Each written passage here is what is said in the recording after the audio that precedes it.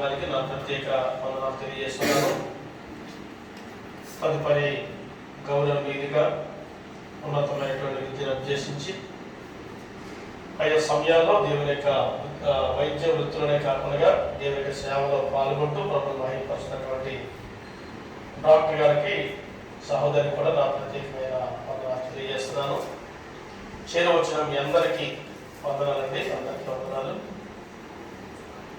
ఈ ప్రత్యేక కార్యక్రమంలో మీరు వాక్యం అందించాలి, మాతో పాటు ఉండాలి అని చెప్పి నన్ను ఆహ్వానించినప్పుడు వాస్తవానికి గత 3 దినాలుగా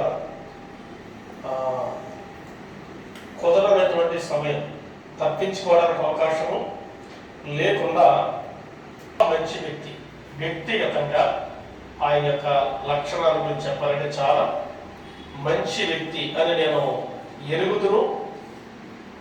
మాత్రమే కాకుండా నేను విన్నాను, ఆయన సమీపంగా ఉన్న వారి ద్వారా విన్నాను. క్రైస్తవులకు ఉండవలసినటువంటి నెమ్మది, సాత్వికం, దీనత్వం, పరిశుద్ధత కలిగిన వ్యక్తిగా గుర్తించాను. ఇది ప్రతి క్రైస్తవుల జీవితంలో ఉండవలసినటువంటి ప్రాముఖ్యమైనటువంటి గుణ లక్షణం. రెండవది, వాక్యం పట్ల ఆయనకి అమితమైనటువంటి ఆసక్తి.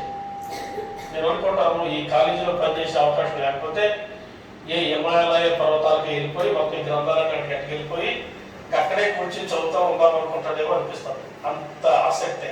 చేతిలో బైబిల్ ఉంటుంది, జేబులో బైబిల్ ఉంటుంది, ఇంటికి వస్తే ఇంటికాడ ఒక బైబిల్ ఉంటుంది.